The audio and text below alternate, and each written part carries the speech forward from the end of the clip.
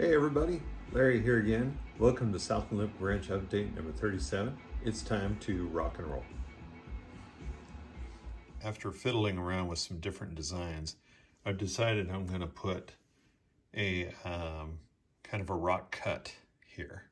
And I'm going to start with this piece of foam and as my basic shape, and I'll work off of that.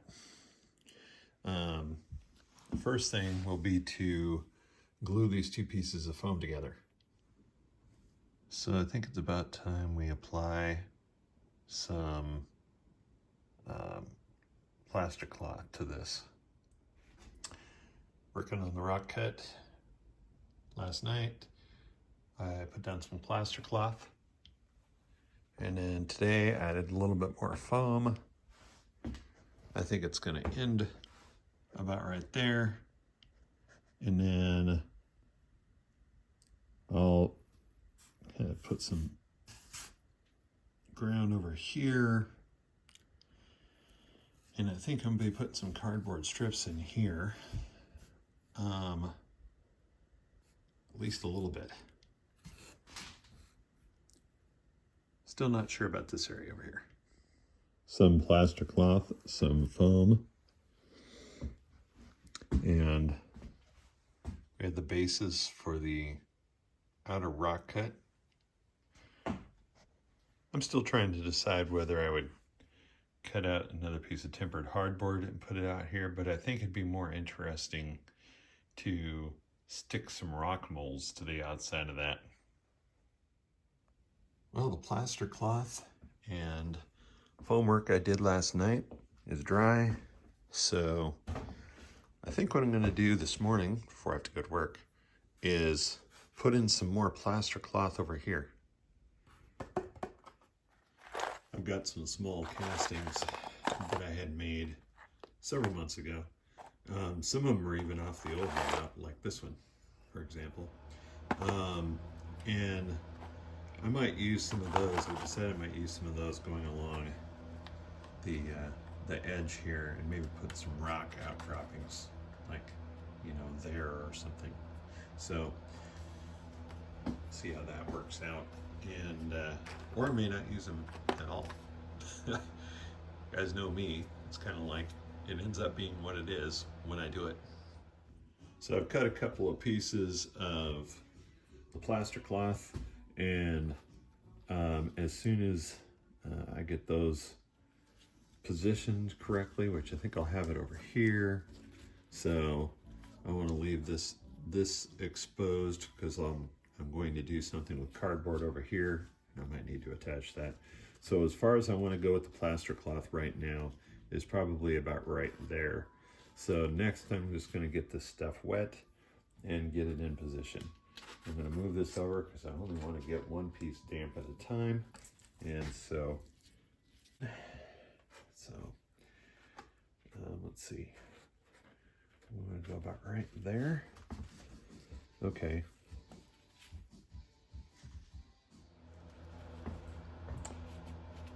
Okay, so when I got this wet, it didn't stay where I wanted it to. So I'm going to have to do this a little bit different than I initially said. But what I've got is a piece that will fill in that openness. And at least there's that. I'm using my paint tray. Okay. So what I can do is I can take this piece, which I initially cut wider, and I'm going to cut it down to roughly half of what it is. And if I want to fill this in and have it flatter, I'm apparently going to have to put some cardboard in there, which is kind of a duh. But so I cut that piece in half, and then I actually cut that piece just about in half because I don't want to deal with all that length on that skinny piece all at once.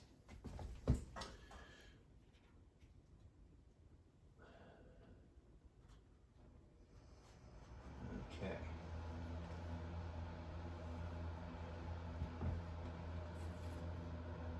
So let's put that there.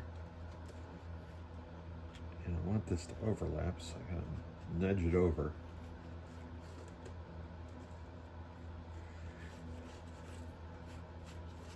Kind of hard to do this with gloved fingers, but I really don't like having plaster cloth on my hands, or plaster in general.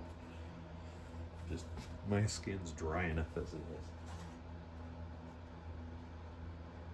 So, let's see. It only takes a second. Some people would say to dip the plaster cloth in the water longer than I do, but I find that's really not necessary. And you might even be asking yourself, well, he's got the cardboard there, why is he putting the plaster cloth on? Well, I find that when I lay down Sculptamold, if I do it on top of cardboard, for some reason it soaks in the moisture of it faster than the plaster cloth does, and it allows me, the plaster cloth makes for a better working base for Sculptamold, is what I find. It's personal experience there. So after doing the end of the peninsula, I discovered this was happening, and I went, you know what, I'm just gonna put down plaster cloth and you know, do it that way. And I think that's sort of an unwritten rule, because I've seen other modelers do it that way in videos and books and things like that, but they never actually said, hey, don't just put Sculptamold or plaster on top of cardboard. They almost always have it on top of plaster cloth or something like that.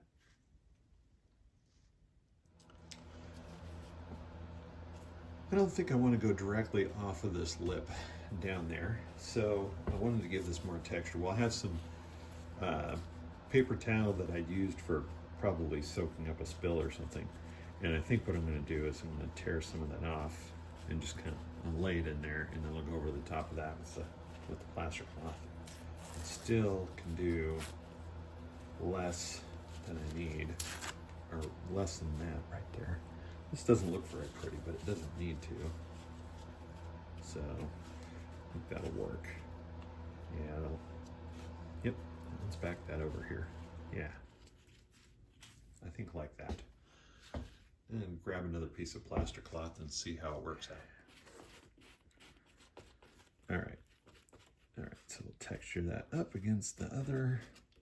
Of course, I'm gonna go over this with Sculptamold or something, so yeah, all right. There we go.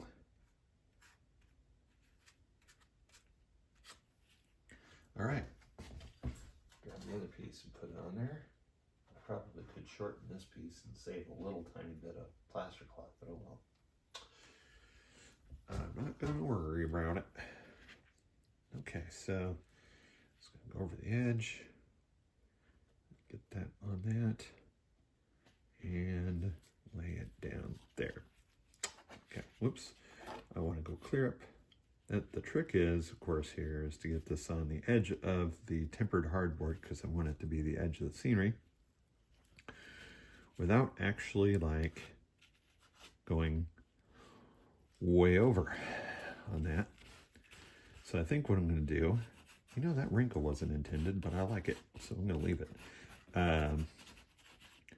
That wrinkle right there. Can you actually see that? Yeah, you kind of can make that out. I think what I'm going to do here is wait for that to stick, and then I'm going to push that back up.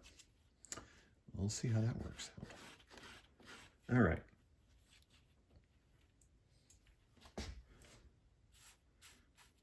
And then the thing about this is this kind of hairy look to this stuff, so I can kind of push back up. See, I gave it just a minute to kind of set. Not, you know, not dry, but just kind of set. Okay. Now, I'm not too worried about the hairiness looking of it, because when I go over the top of that, that should look pretty good. Yeah, I like that. Was it what I envisioned? Probably not, but I like the way it looks.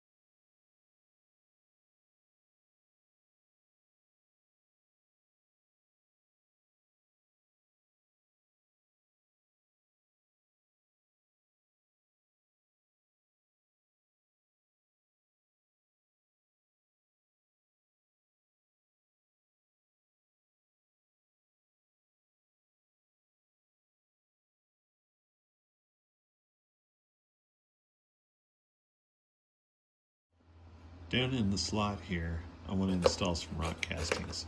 I've got a couple, and I think I'm going to need some more, but I want to experiment by installing this one and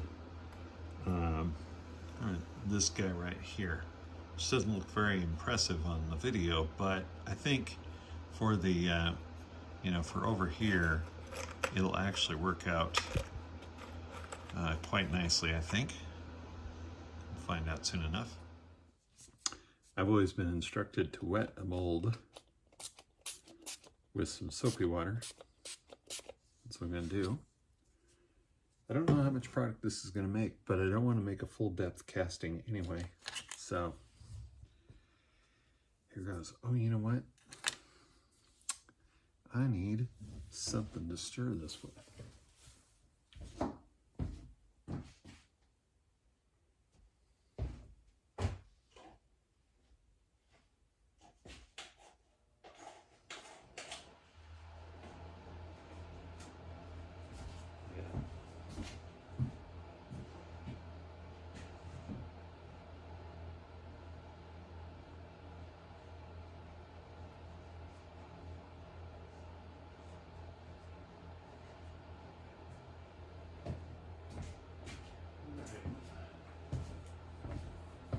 Okay, let's do this. Wish me luck, guys, because here we go. The instructions say 3 parts of this stuff for the 1 part water. It seems like a really thick mixture, but it's the instructions, so you know how that goes. Gotta abide by that. Okay, there's 1.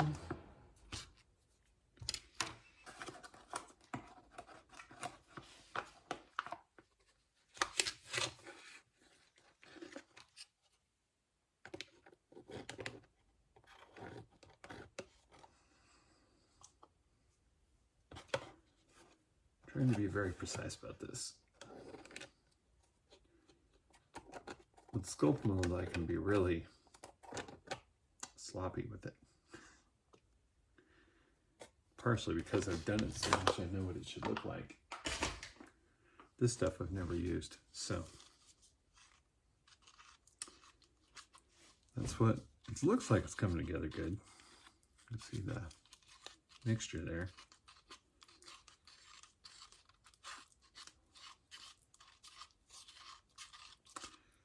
Now it looks like when I was reading about this, and I believe I got this stuff off Amazon like a year ago, maybe even 2.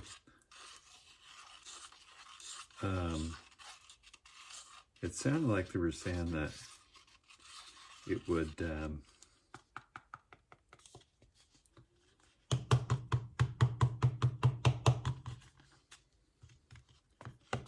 seemed like people were saying that it was good, that it was a good product. Again, never used it myself, so this will be the first time that I'll be able to attest to it one way or the other. Again, not filling this mold all the way. Gonna be a pretty shallow rock. But that's okay. This will give me a really good idea how well this product works. I like the way it pours, and yeah, that looks good. Okay. Now they say that it would take 30 to 45 minutes for it to set up. And I don't know, it is now about midnight.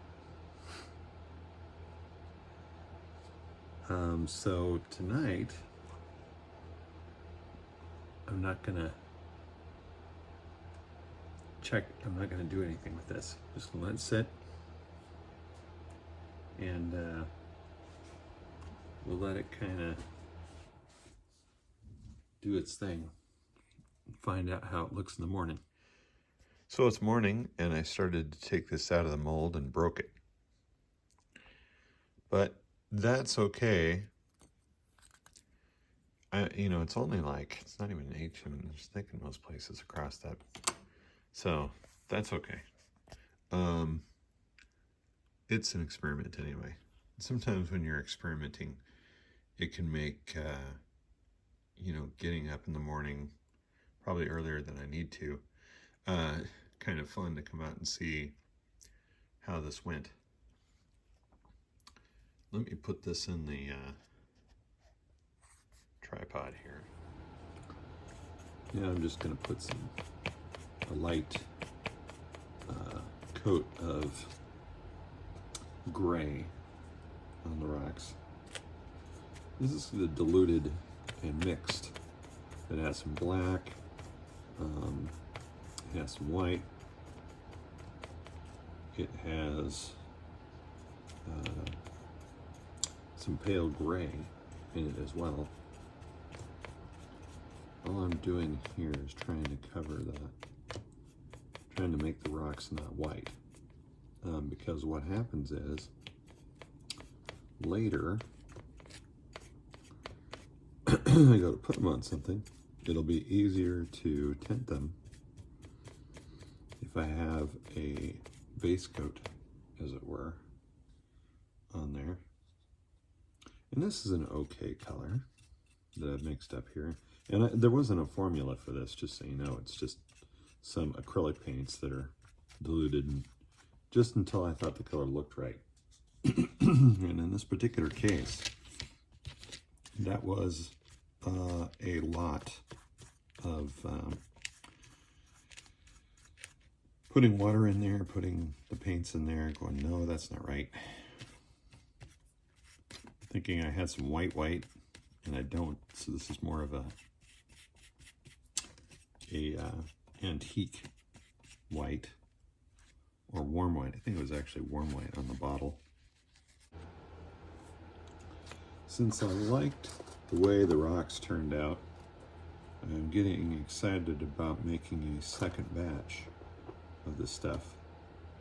One thing I will say about using this is that it's a 1-part water to 3-part product. And if you ask me, that makes measuring more difficult, because you need to kind of be able to level off the product. And so I'm using a 1 tablespoon measuring spoon here. And I don't typically make 2 tablespoon measuring thing.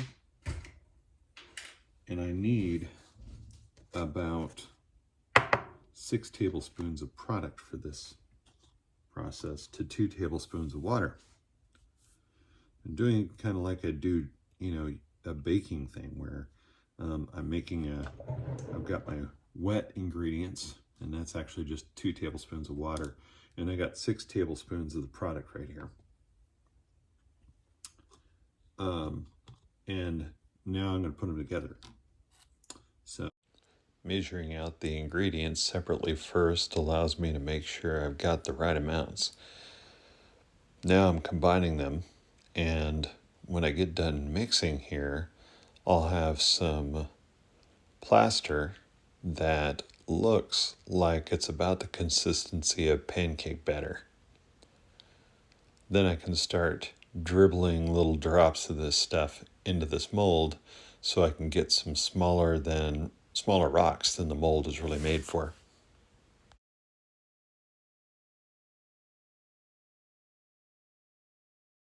I'm doing, I think it'll be all right.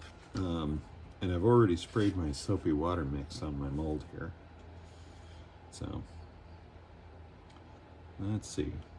Let's dribble some there, some there. Got too much in that. I didn't mean to do that.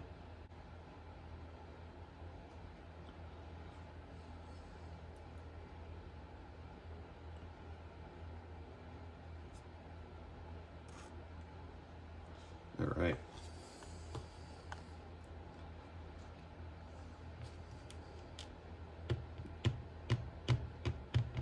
Okay.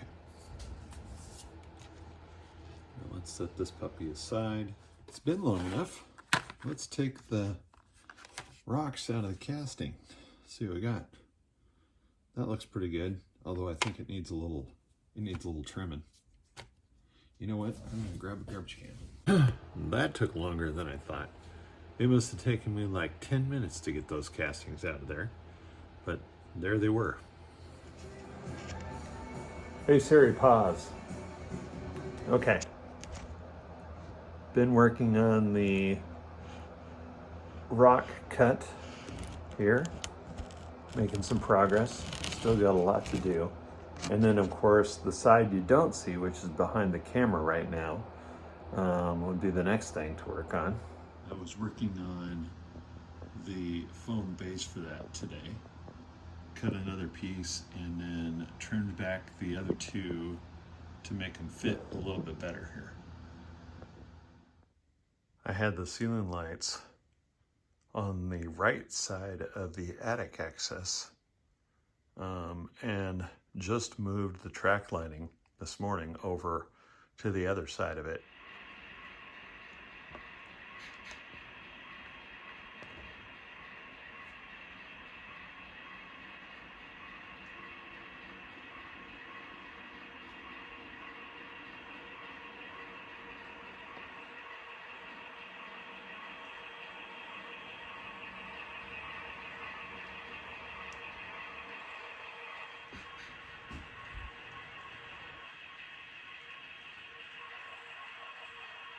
Yeah, the new ceiling light location helps a lot.